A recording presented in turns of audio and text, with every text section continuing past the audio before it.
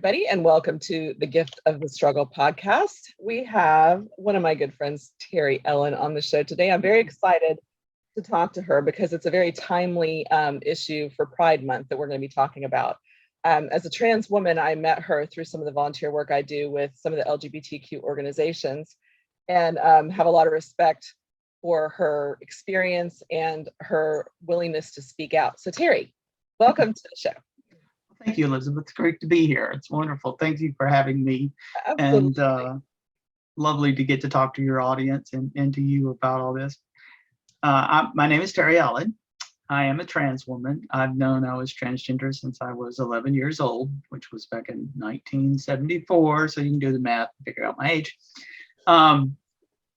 I am a geologist by trade. I have a Bachelor of Science and Master's degree in geology from the great University of Alabama, so roll tide. And I work as a geologist for the state. And I was the second person to transition in state government here in Alabama. I thought I was the first and didn't realize I was the second until after I had transitioned. And even though we're a deep red state and Republican, my transition at work went really, really amazingly well. My boss at the time is a Republican. He is now the mayor of Foley. And he was great. He has a gay son, so I believe that helped me out a lot. And the people up in Tuscaloosa, where my agency is based, were all wonderful when I came out and said that I couldn't have done my transition any better than I did. I have one son who's 29. I was married for 30 some odd years. I can't remember exactly how many. I was separated, but I'm now divorced. I got divorced back in December was when it was finalized. It was very difficult time because I didn't want a divorce, but my wife could not live with me as a woman.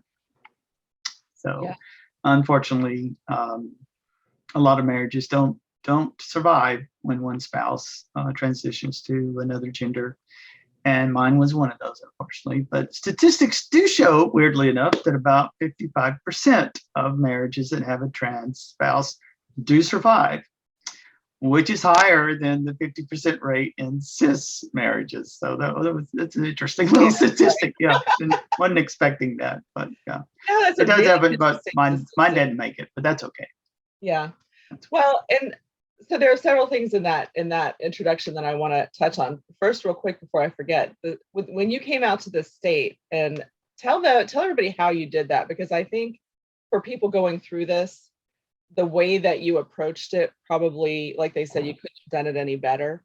And you were trying to be respectful of any issues people might have and their comfort almost more than your own comfort. So tell everybody kind of how you processed through that. Well, I was very concerned about everybody else's feelings toward me in doing this. I had been working with everybody there in the office for, 7 years as a guy. I went full-time in the fall of 2017. I went first time full-time at work on 9/11 of all days, but it just happened to be a Monday. So it's easy to remember my anniversary that way. But yeah, I was very concerned. I came out to one individual early on, a few months before I came out to my boss to kind of feel things out a little bit, because I knew he was liberal. And after having had many different conversations with him, I thought he would be okay with me, and he was.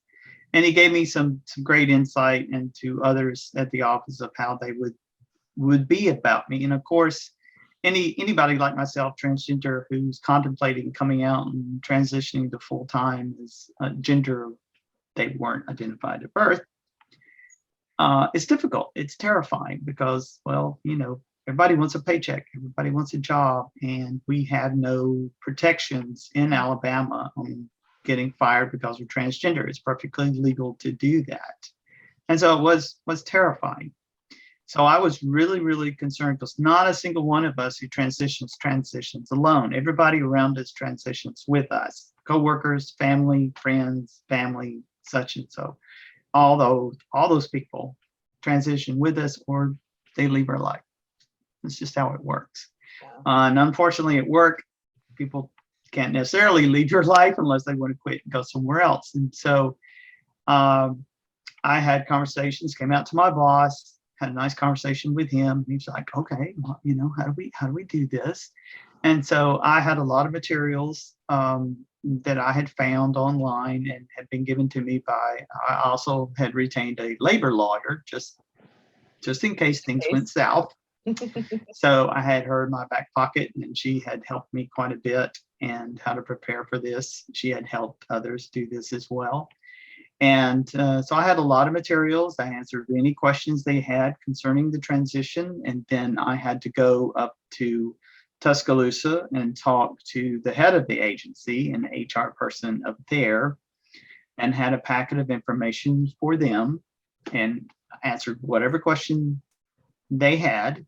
And then I came back from that and then had meetings with all my coworkers and talked to them at length and answered whatever question they had. That, I understood that this was a rough thing for them to do, and it was difficult to have somebody that you knew as a guy for years all of a sudden, will come in as a woman, dressed as a woman, and present as a woman one day at work. And that I hoped everybody would be able to gender me correctly as female, she and her. And everybody was really great and asked me a lot of questions. And it's been really good. And they told me that I couldn't have done it any better. I was really concerned with women in the office. I worked with 2 other women about, me using the restroom, and they were okay with it, and they've been great all along. I even had to go and talk to the HR person of the office building that we have our office in and talk to them about using the restroom. And they were actually very, very cordial, very nice, and no issues whatsoever. No one's come at me. No one's had any issues about me in the office or other companies that have employees there in the office building. So, and I've been told that's like, nobody's ever said anything about you. And nobody's complained. It's like, don't want them to. I tried very hard to not make waves, not be a red flag, not, be a bitch about any of this because it just doesn't bode well. If you gather more attention. I didn't want any more attention than I absolutely had to have in transitioning, where, you go home on a Friday as Joe, and you come in on Monday as Joan. That's a huge demarcation. It's like when you come out as being gay, you're just Joe on Friday. You come back on Monday, you're still Joe. You're just gay. Right. You don't change your names. You don't change your pronouns. You're not changing your clothing. You might get a little flamboyant, maybe. Yeah. Let your guard down. Yeah. You might start wearing more pink or something like that, but you're still Joe, and everybody knows you as Joe, and really nothing changes other than that they know about your sexuality now. Yeah. My condition as a trans person, we don't get that luxury. We changed names.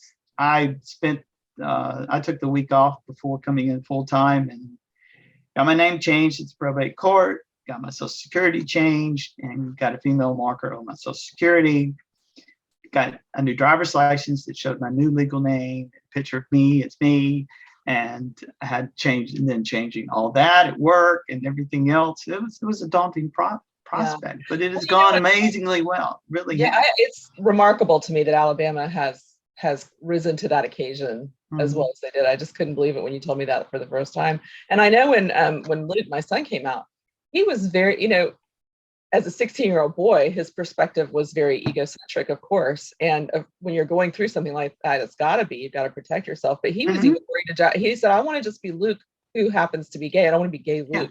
And he didn't, like you said, his appearance didn't change, his name didn't change. And so if he had that fear, I can only imagine the fear of that. Yeah, it's like order of magnitude, a little higher, Yeah. Because my identity is not transgender. Okay, it's not my identity. My identity is that of a woman. Okay, right. That's what I am. That's what I've always felt me to be since I was a very young age.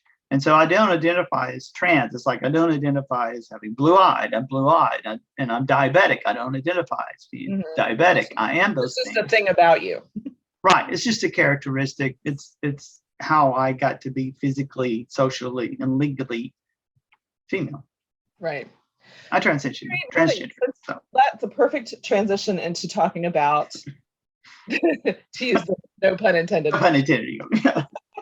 To talk about your story, because I think it's important for people to understand the emotional impact that something like this, when you knew when you were 11 and clearly didn't have the agency to do anything about it. No.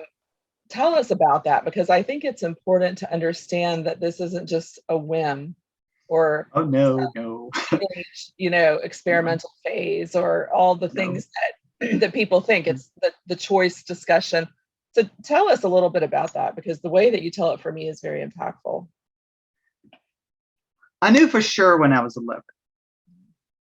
Probably had inklings about it even earlier. It's like I can remember when I was, 4 years old, that I would go and get the hairbrush, and I loved to brush my mother's hair. I don't know why. I don't remember the why of it, but I think it was connected with being trans and feeling I was female. I was very, very, very aware of male and female things, what I could do as a little boy and what I couldn't do. Can't play with dolls, can't do this, can't do this. Anything girl related. I was very well that I couldn't do that. And I don't think most little boys are aware of that because they don't want to do that. I did, but I knew I couldn't. Is part of that the environment too? Was your family very delineated about boys don't do this and girls don't do that? Oh yes. Yeah. I couldn't have long hair. I never had hair below my ears, much less even touch my ears. All the pictures of me as a young boy are very, very short way up here. My dad called them burr cuts, and he would go get just whacked off. Yeah. And even up until college, my hair would touch my collar. My mom would just be on me. You need a haircut. You need a haircut. You need a haircut. So I never got to have long hair. Yeah. Whereas my sister could have hair down to her waist. I never could have that. And I don't know what the light bulb moment was exactly, what broke my egg, which is the term in the trans community of when you get that sign that yes, you are trans and you're not the sex you were assigned at birth, and you go on from there. So my egg was broke when I was 11 years old, but I don't remember exactly what. It had to have been some TV shows that were on at the time, because you can go back and see that, there was an episode of Happy Days where Richie had to do drag and go to a dance, and as hazing for some club he was going to go in, and you didn't get in unless a boy asked you to dance. And so there was that. I remember that very clearly. And there was an episode of Medical Center that had to do with a transsexual who actually had the operation and went through it. And they actually did a really, really good job of those two episodes for the time. This was the fall of 1974. So I knew at that point, I already knew.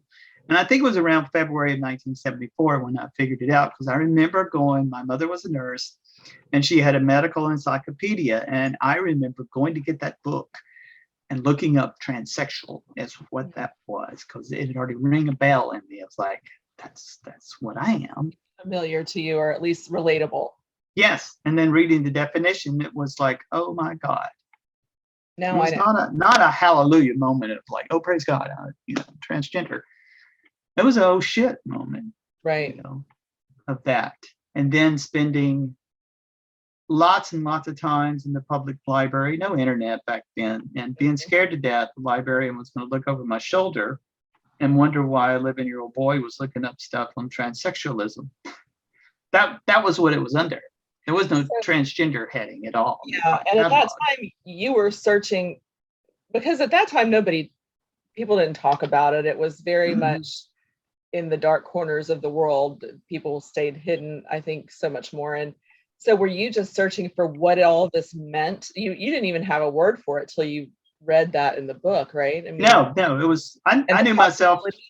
as that a you could change transsexual for a publicly? very long time. That was the word Mhm. I knew my identity was, that I was a transsexual, because I, had the innate feeling of being a girl, Mhm. and I wanted to have the body of a girl, and I was able to glean enough information from what was available at the time in the public library. I knew about surgeries, I knew about hormones, I Mhm. knew about transition. I knew all about that when I was a teenager. There was, So you began to know that there was a possibility that you could have a transition. oh yes, yes, Yeah. but it was always seen as a fantasy for me, an impossibility, something that could never ever happen, because how would one do that? We have online support groups. There's all kinds of online information today. Mhm. Doctors, psychiatrists, counselors, therapists. There are so many ways of approaching of how to transition. So to be a trans kid back in the 70s, there's no hope of that. I just had to survive, basically. And it was difficult. I mean, there were other things. It's like when I was in high school, I played on the football team. I ran cross country. I never, ever took a shower in high school. The thought of being in this communal shower rooms with a bunch of boys was just I could not do it. And I didn't put two and two together back then. But that was why I just, as a girl, I didn't want to shower with a bunch of boys, Yeah. even though anatomically I was male. And I But you could did not not relate do to it. that part of yourself at all. No. And it gave me great discomfort and dread to think of showering with a bunch of boys. That's so interesting.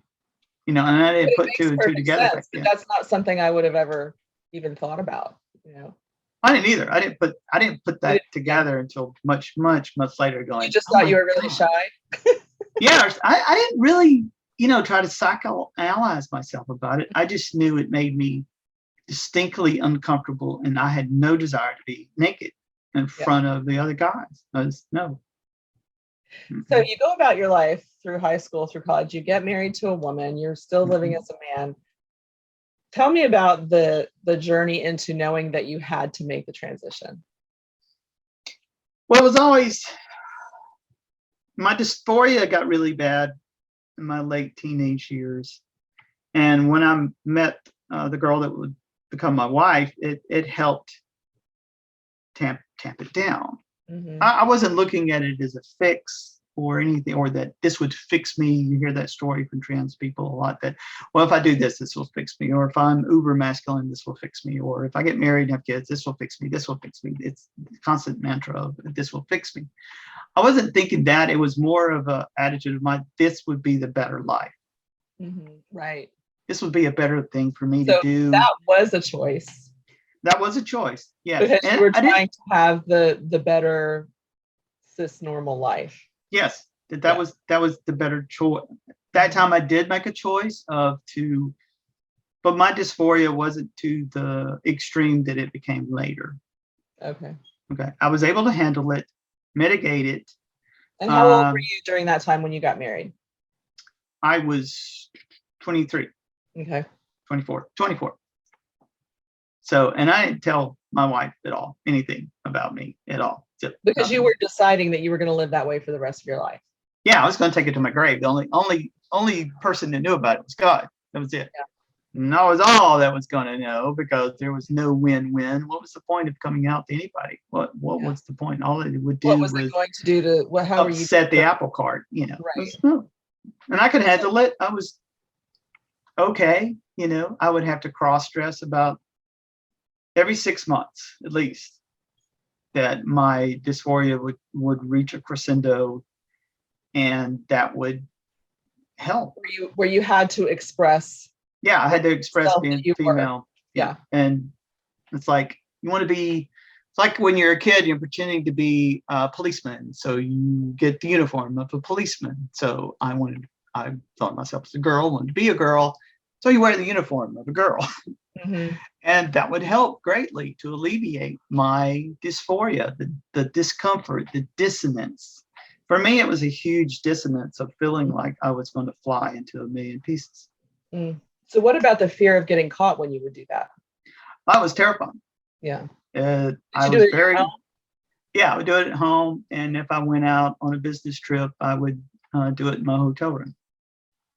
And there was always the fear of getting caught, always, always, always, always, and feeling guilty. And being a Christian, repented, I don't know how many times Yeah. of doing that, to no Did you feel avail. ashamed when you would have to do that? When you would get to the Oh, point? yeah. Yeah. Shame, So it guilt. didn't feel like an embracing of your true self at that point. You felt ashamed that you caved. Yeah, because you almost look at it as a sin, Mhm. and of course, one of the few verses in the Bible that concern transgender people is the one about not dressing as opposite sex. Mhm. And so, having grown up Christian and being a Christian, that was weighed heavy on my mind. Lots and lots and lots of prayers to God, asking, them to take this away from me and just make me normal Right. and happy So as a guy. It just never happened. so as you progress through your dysphoria, tell us about the part where it became unbearable. Well, as life went on, it's like, well, it'll go away when I'm 20. It'll go away when I'm 30. It'll go away when I'm 40. None of that happened. It just increasingly gets worse with time. And in my mid 40s, late 40s, it became so bad that I just wanted to drop down and die. I prayed just to die. Just let me die. I've done. I can't handle this anymore. Everything I had done to mitigate it in the past that didn't work anymore. And there were days it would feel like it would just hit me like a freight train, and it was all I could do just to make it through the day. I was in great mental pain and anguish over it. Terrified of what would occur if I transitioned. By that time, I knew about hormones. I knew about the whole nine yards, everything, and people had done it and had read so many stories and whatnot, both good and bad. And it got to the point where I felt like I had 2 years of life left. That it was either going to kill me from the stress of dealing with it, of fighting it, or I was going to take my own life. One of those two things was going to happen within 2 years. This was 2011. This was like 2011. Yeah, I hadn't gotten a therapist yet. Isolated. Yes. And so what did your wife think? This had to be a visible form of depression if you're barely able to function. She knew something was wrong with me. Mm-hmm. And of course, I would always brush it off. I'm just tired, or I'm just stressed. Yeah. Normal. Which I was all those things, but I just would never confide in her as to what the root cause of all this was. By the time I came out to her, I had already seen a therapist about it. I was doing hormones on a do-it-yourself basis to try to mitigate it as much as possible, because I had read medical journals and articles talking about that late life transitioners like myself, transsexuals, could dampen down the desire to transition on a low dose of estrogen. And so that's what I was doing. That was you're trying to control it still. Yeah, I was still trying to control it, mitigate it. I didn't want to blow up my life. Yeah. The first, my third therapist, who I credit her with saving my life. When I went to her, it came out that I thought I was transgender and wanted to talk this about somebody. And I told her it wasn't about getting on hormones or going to a doctor or having surgery or anything like that. It was, I didn't want to implode my life. I told her to help me from imploding my life, because that's where I think I'm headed, and it's going to be a disaster. And I do not want to do that. And it was another 5 or 6 months after seeing her that I actually got the courage to ask her if she thought I was transgender. Mm-hmm. I mean, I know it was, but you need to have someone else say it. Yeah. It was a bad day for me. I wanted a day of joy or anything else. Like I was hoping she would tell me, no, I think you're X, Y, Z or crazy or anything. There's something here we can fix or deal with or right. Yeah. So it was. She gave you an adamant yes. Oh yeah. Mm-hmm. Oh, yeah. She goes, oh yes, I think you're trans. I think you're. And you were sad instead of validated. I mean, you were validated, but I was validated. I was affirmed in how I saw myself, but it was also an affirmation of what was probably to come for me. Yeah. And I wanted to get out of it. Yeah. You know, I didn't want to do this. It wasn't a day of joy or thrill or hallelujah. You know, it was kind of like a diagnosis. It was a diagnosis. But there's only one good way of treatment. And I already knew that. You know, I had done my homework. I was very well educated in trans issues and how and why and medicine, biology and effects and all that. Have you ever had that moment of celebration or joy? Oh, yes. Yeah. The first time I felt normal is me. When I didn't have any dysphoria. I don't remember the exact day, but it was like 2014, maybe. And I was driving across the Bayway to go to my therapist's appointment, and it was just like, I had no dysphoria at all. It was gone. It was just this joy of being me. And I was like, I remember thinking, like, oh my God, is this how normal people feel? Where you're not fighting this dissonance all the time, 24/7. Policing how you talk, policing how you walk, policing your mannerisms, clothing, everything under the sun, and it gets exhausting. Yeah, I bet. And so I you couldn't do it feel anymore. Yourself in that moment. That's when you celebrate, is when you feel fully yourself.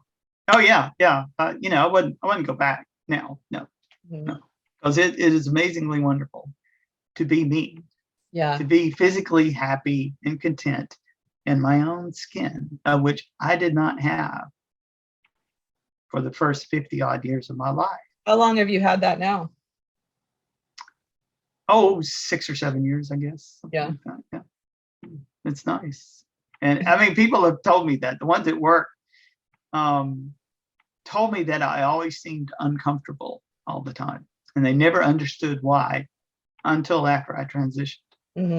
And now, you know, that I'm happy and I'm chatty and I'm, you know, they see that this has made me really happy and a different, more positive person. And they get it. Well, you know what's funny? I met you probably not terribly long after your transition, I think. And I can see it on your face, the lack of the strain. You know, I think when I first met you, you were still filled with angst about all of it and the reactions and all the things. And now, oh yeah, that was early on. Yeah. It was early on, and I can see how much more relaxed and at peace you are with yourself. You just have a whole different countenance. Oh, it's wonderful to be at home in your own body. Yeah. And everything is aligned. It's like I used to tell people, it's like, well, what is dysphoria? I remember my wife asking me, what does this dysphoria feel like to you? And for me, and it's different for trans people. Everybody can have a different feeling of it. It was a great dissonance. It's like playing a guitar that's out of tune all the time. Nobody hears it out of tune but you. And you can never tune your guitar. And so now my guitar is tuned. I'm quite happy. There's any musician out there, you'll totally understand that, right? Yes, any musician will understand how horrible it is to play an instrument that's out of tune and you can't get it in tune. Every song, just you hear it. Someone else may not necessarily hear it.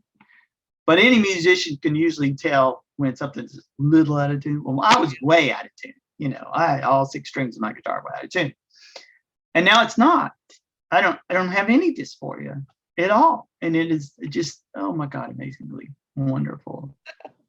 So you say it's worth it. I remember when I first met you, you said something like, you have to be prepared to lose everyone in your life. Yes. When you make this transition. Because some of us do lose everything. Some of you do. I mean, I know you're not married anymore. Your son is supportive. Yes. He has moments. Accepting. Yeah, I mean, yes, he has his moments. I mean, I took his dad away. Right. I mean, he's very happy I'm still here and I'm alive because I've been real frank with him about all of this. Yeah, I think I did this. I didn't want to die. That's where I was going. I did it because I didn't want to die. That was, if you being a Christian, you think of sin. You know, if something's a sin, Well, I was going to die. It was either going to be a passive suicide or aggressive suicide. Mm-hmm. I was either going to let the stress of this kill me, a passive suicide, Mm-hmm. or I was going to take my own life, which was an aggressive suicide. It was going to be a suicide one way or the other, Yeah. because I knew what would help me. I knew the way out. Mm-hmm. And being terrified of what might come. I mean, I did one last angry ranting prayer to God when I was seeing where I was going, and I did not want to do this because of all the pain and anguish it would cause to my parents, my wife, my son, other people in my life. And I hate to cause pain and anguish to ones I love. I've always been that way. I hate it. Yeah, I hate it. I will take on more pain and anguish myself rather than do that to somebody I love. Mm-hmm. And I knew it was coming. And so one last prayer, I think it was the spring of 2016, and God gave me an answer. It was a big fat no. In my head. You can't pray the trans away. No, you can't. That's I mean, bad. it took over 40 years to get an answer from praying, and it was clear as a bell. That was not me in my head telling myself no. God, I wanted the miracle. I wanted the miracle. I wanted it You had gone. already decided you were going to get it. You had already decided that you were going to stay as a man and just try to live that life. Well, I was trying to. I mean, we were separated at that time, and I had been living somewhat of a double life, male at work and female everywhere else. And the stress of that Mm-hmm. was getting to me. And I knew if I went back, I would die. It was a terrifying thing. And I didn't know what would come if I went forward. And God emphatically told me no. And so in looking back, I didn't get the miracle I wanted. Mm-hmm. But I got the miracle I needed. Yeah. That's beautiful. That's beautiful. Well, and so you have lost your yes, lost my marriage. Your friend. family has struggled. You lost your best friend. My mom and dad have struggled. I'm the third son. My older brother was trans, and she transitioned back in the late 80s, early 90s. So I saw what she had done, Mm-hmm. what she went through. Well, that didn't make me want to do this either. No, big red flag for you. Big red flag. It's like I've heard all the behind the scenes comments from my parents and other people about her, and so I knew what to expect. And yeah, and didn't want to cause any more grief to my parents because my younger brother is gay, my older brother was trans, and now the third son is trans too. And I tried so hard to be the normal son that my mom and dad normal son deserved. Quote unquote normal son. What I felt was normal, and did my damnedest to be that for the majority of my life until the point where I couldn't do it anymore. And that's what I told my dad. It's like, well, I figured you'd rather have a live daughter than a dead son. Yeah. Did he agree with you? He didn't reply to me. He just turned around and walked off. Okay. So what have you gained? I've gained peace of mind in my own self. Mm-hmm. I've gained the joy of being happy in my physical body. I've gained the joy of being a woman, which is innately what I've felt myself to be my whole life, not in public. And everywhere I go, I get accepted as a woman. Nobody challenges me. I've had no issues in restrooms or changing rooms or anywhere I go. I don't walk around with the trans flag on my shoulders or a big T on my forehead to, clear the way a trans person is coming or anything like that. I just want to be accepted as a woman wherever I go. That has been amazingly wonderful. I never thought I would be able to be pretty. That was always an X of not transitioning, and I think I'm pretty these days. It's I was just thinking you need accessories. Yeah, it's like, I think I have good fashion sense. I love being a woman. It is just amazingly wonderful for me. And that's been the biggest blessing. So many people see it like, oh, well, you just took a demotion. Why in the world would you want to do this? Well, I didn't want to do it.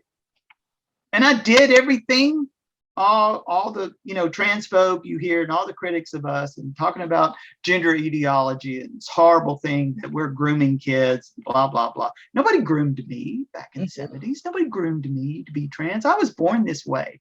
These kids are born this way. We are who we are, just like little kids know they're boys and girls, and you ask them, are you a boy? No, I'm a girl. We are that way, but we learn real quick not to tell people that. Right. Because of the reaction and punishing and whippings and any number of things that occur to us. Yeah. So let's talk about that, because with all of the legislation that has been going on, especially in the state of Alabama, it's such a weird polarization to me to see the experience that you've had in terms of a good experience at work. Mm-hmm. The fact that we go to lunch and they're like, hey, ladies, what do you want for lunch? And Mm-hmm. it is not a thing in those Not a thing. day-to-day things. But it is a thing in the government, Mm-hmm. and it's being weaponized against you. Yeah, they want to make our lives just as miserable as possible, so we won't do this. And if you go back in the closet, you make us uncomfortable. Right. That seems to be the mantra of so many things. It's like teaching race and pedophile tag that yes. you get, and like you said, the grooming and the threat and all of the things which really are more common in the people who are attacking you. Like Republican congressmen and priests, by the way. Your child is most likely to be sexually assaulted at a church. Yeah. By a youth pastor. Mm-hmm. That's the data. Yeah. So I want to talk a little bit about the science behind transgender study, because there is science that shows that gender is much more fluid than people want to admit. Mm-hmm. And there is science that shows that there are genetic predispositions toward either being gay or being trans or any of those things. It is that the people who want to say you're just making a choice. I know from my family, we thought Luke was probably gay when he was in elementary school. Yeah. I've known little kids that I thought were gay when they were little, and yes, they turned out to be gay. In high school, we didn't talk about it back in the 80s when I was in high school, and later when Facebook came out and all the people were on Facebook, I was like, oh yeah, I thought he would end up married to a guy, and so did I thought he would too. But it wasn't a thing that you talked about. But as a parent, how do you not know? Like, we knew, and I thought when Luke came out at 16 that just took forever. Because like, why wouldn't he tell me? I'm a person you can tell. But it's like you said, you're transitioning in community. It's anybody who comes out, and you have to come out over and over to people who don't know you. If you show up with it's the constant gift. The face, it's the constant gift of coming out. It's like, it's like, I do this again. It's like I came out to my high school class a little over a year ago, because last year was our 40th reunion. We didn't get to have because of COVID. We're going to try to have it this coming October, but I didn't want to just come traipsing in as me, right? And it's like, prepare these people. This is who I am, and post. It's a little bit more than the person who gained weight or lost weight, right? That's it. Yeah, I'm one of the most changed alumni I think that we have, but.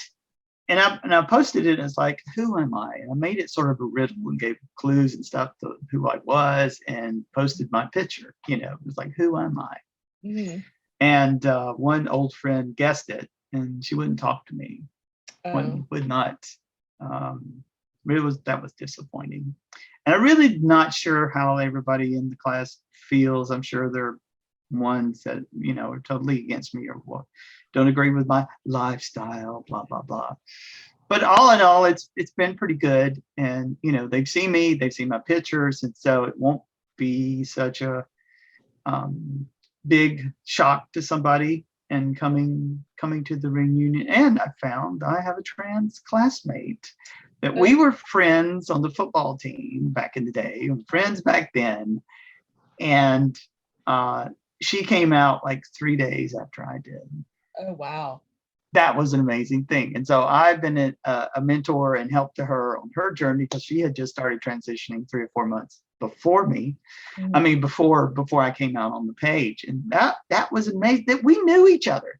I mean, according to statistics, there might have been 3 of us in the class, 1%, 3. 2 of us were friends. Yeah. One of us knew we were trans and did not tell the other in any shape, form, or fashion back then. Yeah. Nor did we suspect the other was gay, which we're gay now, but weren't then. And the serendipity of that is amazing. Yeah. That we found each other, but had no idea we were both the same. Yeah. And we both have androgynous names. She's Robin, I'm Terry. She's still Robin, I'm still Terry. Makes life a little easier. We just switched vowels. Yeah. She had an I had a Y. So she took a Y and I took her. Yeah, I got that. That's funny. Yeah. Well, so to inform our audience a little bit about some of this data and the studies that have shown that this is more than just a choice or a whim. Well, a lot of it, there's no definite genetic studies. There's no trans gene or trans or gay gene or anything but there are signs that there is some genetic reasons for who we are, because you do see it running in certain families. Some families, there's a lot of gay people, or there's more than just statistical normal of trans people. So, that does occur. But there's also, there's a lot of things that go on in utero. And it's, from my own studies and all my reading, it's really about the testosterone. How much and when. Because there is one genetic deposition. It's called androgen insensitivity syndrome, AIS. These are genetic males who have a genetic defect where their bodies cannot use testosterone. Testosterone will not affect anything in their body, what it will do to a normal, genetic, perfect male. And so these are girls. They're born visually looking like girls, vagina, labia, clitoris, whole 9 yards, have a vagina. They just don't have a uterus. Okay. There are things that happen that prevent the uterus from forming early on, and they do get testicles, but they don't descend. Okay. The Y chromosome does basically that. It doesn't do a whole lot more than that. It just creates the stage. Right. But without testosterone to prepare all the decorations, the default for a human is female. And so they're assigned female at birth. Okay. Their birth certificate will show female. The race is females. They're very girly, generally. And when they hit puberty, they don't get a period. But they do develop breasts, curves, all the secondary sexual characteristics, because when a male is producing testosterone in a body that can't use it, it gets converted to estrogen. Oh. So in a way, they're producing their own estrogen. And so they don't have any pubic hair, because you don't get pubic hair without testosterone. They don't get any underarm hair. And they generally have a beautiful head of hair, because, well, testosterone kind of, is detrimental to having a beautiful head of hair usually. That's why they go bald, because of the testosterone. And so there's that. And these are girls. I haven't read about any of them being gay. They're generally very heterosexual, which means they like boys. They're girls in every shape, form, or fashion. But they are genetically male. Wow. And so some of these bills the legislatures are passing would keep them from using restrooms if they ran a chromosome test on them, or if it was known. What would you, how cruel is that to take someone who's been a girl all their life, was born a girl, been living as a girl, socially, everything, but all of a sudden, genetically, they find out that she is male, and turns her world completely upside down when she is not in any shape, form, or fashion male, except for her genetics. Yeah. You're effectively making her homeless when it comes to identity. Yeah. Yes, it does. You see the Republicans scream about biology. Biology, and they have no understanding of the diversity of biology in the human species at all. Yeah. I was reading a study that spoke somewhat to what you're talking about, and it talked about the differences in the XY chromosomes, and the percentage of quote unquote normal male bodies and female bodies is much smaller than we ever knew. And they Oh said yeah, that it's huge overlap of the they curves. said they would discover that somebody didn't necessarily match on the inside what they presented on the outside. And if they were just living their happy little life, they didn't even tell them because it would rock their world. So, the fact that they think that everything is so binary is black and white, and it's not it's at all just in any shape, form, or fashion. scientifically true. Approximately 1 in 500 people have a chromosomal sexual differentiation that is not XX or XY. It could be XXY, it could be XYY, it could be XYXY, it could be XO. The only fetus that isn't viable is YY and YO. You have to have an X chromosome to have a viable live birth. Without it, does not reach gestation, doesn't develop right. You have to have an X. You can live without a Y. There are some genetic issues with that. We just one X instead of two X's. You can live with just one X. You do. There are some issues and all that, but you still have a normal, fairly normal life, even like that. There are no super males genetically. There are no YY males, kind of thing. Yeah. Because you need. They don't survive. Males are the weaker sex, genetically, especially. Yeah. Well, clearly. Because they're the ones who are been on both sides of the coin, Right. Well, and it tends to be these male politicians who want to attack. And I do feel like when you feel threatened by anything, that's what you do. So let's talk a little bit about what we can do. What the legislation in Alabama, they're trying to deny transgender care to kids without parental consent, or even with. With parental consent? The medical bill is a ban, even with parents' consent, even with medical consent. And the age of medical consent in Alabama is 14 years of age. Yeah. So there's a big problem right there. How do you carve that out? That, no, can't have this. But a cis kid who goes through precocious puberty, which is puberty that occurs before it should, it's like 8 years old, 9 years old instead of like 10 to 12, they can have the puberty blockers. Whatever you're using it to stop a normal puberty for a trans girl or trans boy, they're going to ban that. How do you ban? How is that legal to do? Ban it for you, but not for you. How is that constitutional? What does it do to kids, both physically and psychologically, to have begun a transition and then have to stop? They rip their hope away. Yeah. I mean, to have had the hope of not having to go through a puberty you don't want to go through, because once things happen in puberty, so many things, big hands, big feet, on a trans girl, you don't get the hips, you don't get as good a breast development generally.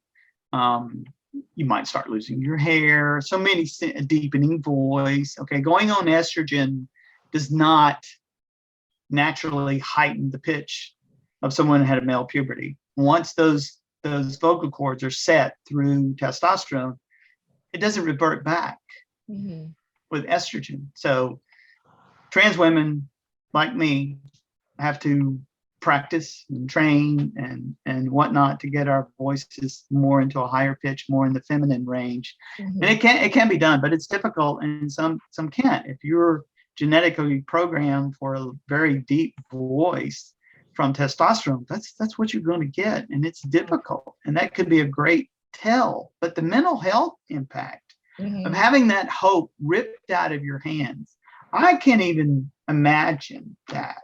That is the most horrible thing right there. That, you don't know who you are, and you don't understand, and you can do this when you're older. No, I can't. Right. Stop. There is no undoing the puberty that you go through, except with puberty blockers. If you can stop it, and then, there's no adverse effects. We've had 40 years of medical studies on this with precocious kids. It wasn't designed for trans kids. It was designed for cis children who had precocious puberty. And so we have a good handle on the risks and the effects and everything about it. They're very, very minimal. When you hear about they'll People that don't want it to happen with, well, so many people die because of this. It's in the data. Well, that data is from men that have prostate cancer who are given these same drugs to give them a longer period of life because it blocks the testosterone. Mhm. Yeah. So Well, those die. Kids don't die on this.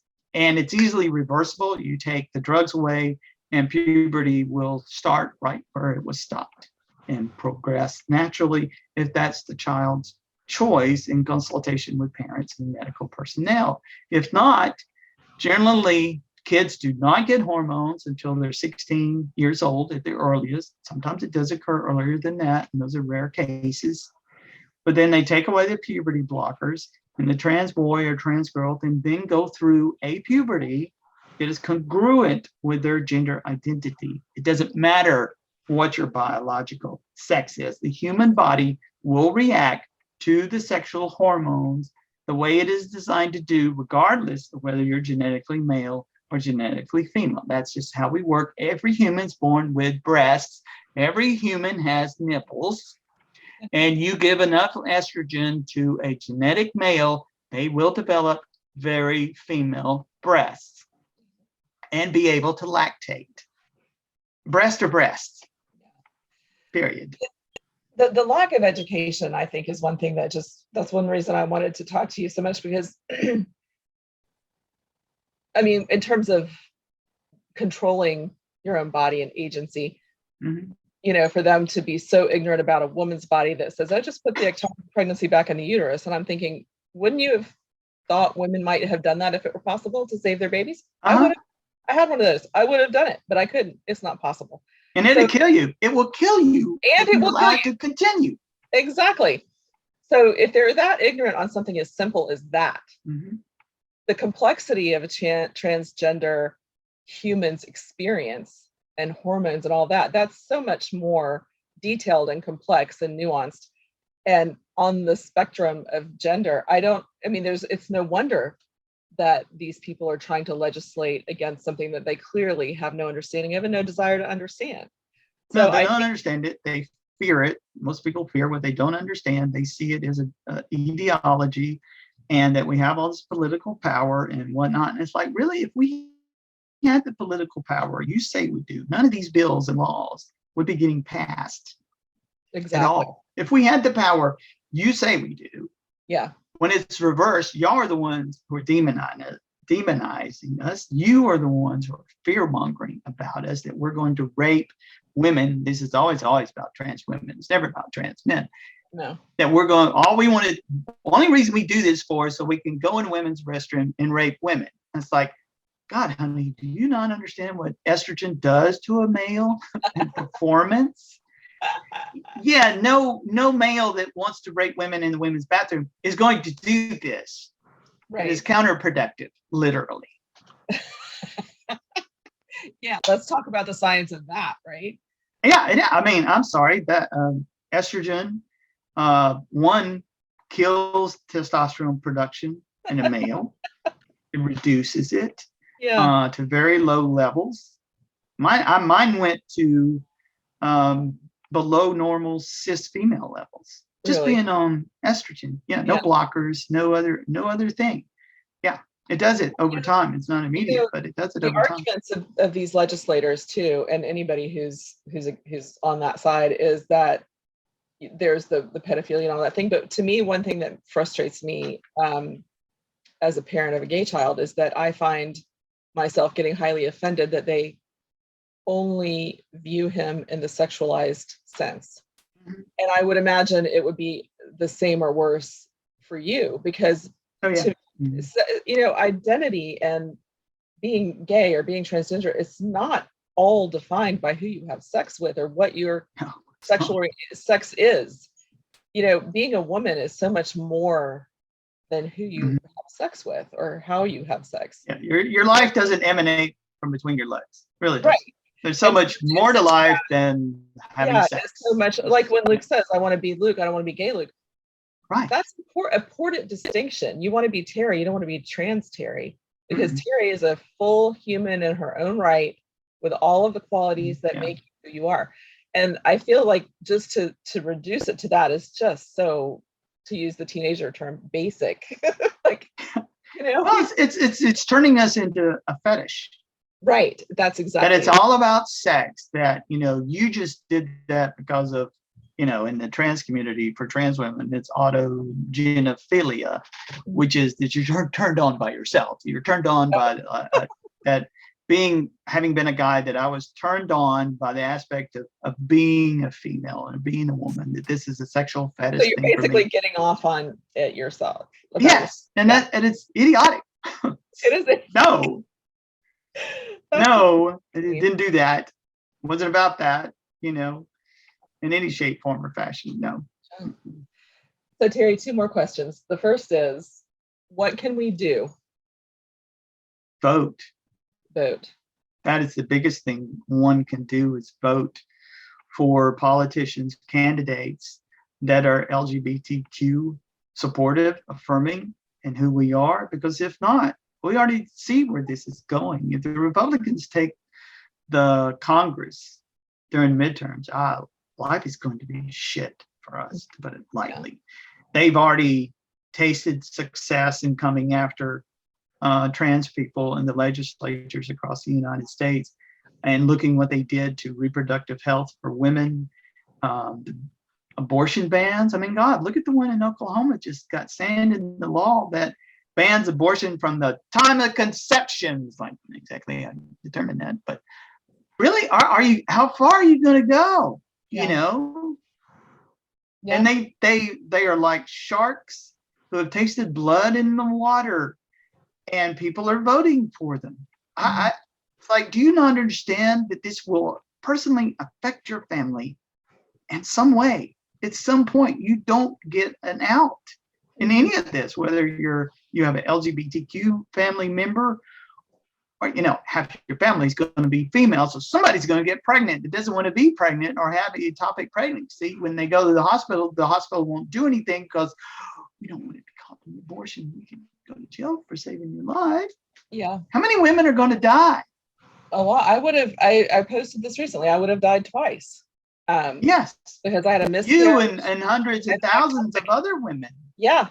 And when you look at it like that, not having the power to make the decisions that I needed to make, and I wanted both pregnancies, but if I had to prove it, that would have been so damaging, because I was already in not a great place. Or and miscarriages. I mean, there's already a thing about miscarriages. Pharmacies refusing to fill the prescriptions that aid in getting the unfortunate miscarriage to exit the body. Yeah. And won't fill it. Right. Yeah. So vote. Everybody needs to vote. That is the biggest thing. Vote. Call your representatives, call your senators when these sort of things hit the floor of the legislatures. You can call, you can tweet, you can write, protest at the Capitol if you're able to, but definitely, tweet. They do get read by somebody. They are tallied by the staff of these congressmen and legislatures. I've tweeted at Ivy. I have tweeted, I have emailed, I have called. Unfortunately, to much not avail, because in our state we're very red, we're very conservative, and as Kay Ivy, it's just common sense. Just bless her heart. I just bless her heart. And I say that in the same manner that she said it to Joe Biden. Just bless her heart. Exactly. So, and then the other day when we were talking about doing this podcast, I asked you to think about what the gift of the struggle was. And your initial reaction was, there's no gift. There's no gift in this. I would never choose this. There's no gift in cancer. You compared it to cancer. Have you since come around to the idea that there could be a gift in what you've been? Because to me, the gift of you is your willingness to be open, your willingness to share your experience and mentor someone who's new to the transition. It's the things that you're doing. That is beyond what I said of actually being happy in my own skin for the first time in my life these last few years is beyond, it's priceless, as they say. It took a lot of grief and anguish and whatnot to get here. That's a great gift for me. Mm-hmm. Also, the gift of being able to do activism for myself and the community. I have a new therapist I've been talking to, and she's been a great help to me. And I recommend therapy to everybody. It's a lovely thing. I wouldn't be here without it. but she does therapy for trans kids as well. And there was a trans boy that was coming in after me, and she wanted to know if I wanted to meet him and talk to him a little bit. And I said, oh, yeah, I'll be happy to. And so he didn't say a lot, but, I got to talk to him a little bit and tell him who I was, and da-da-da-da-da. And at our next session, my therapist told me that he was so inspired by meeting me that he had not ever met an adult trans person. Wow. And to see me and think about all what I had to go through in transitioning as an adult was an inspiration for him. So that is a huge gift, to be able to pay it forward, especially to the trans kids in our community, and to be an example that yes, you can be okay. Yeah. You can get there. You are an example of what his future could be. Yes.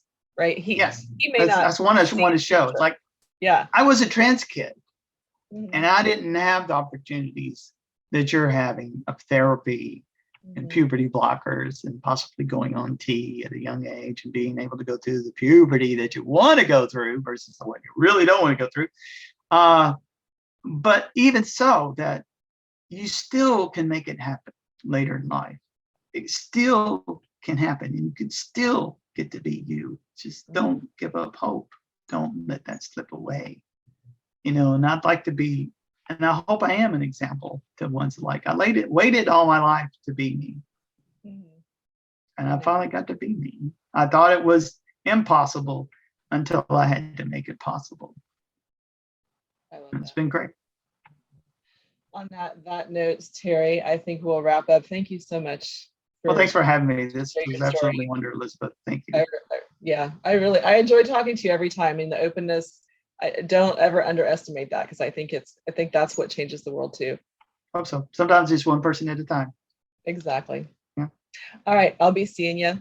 Okay. Yes. Bye.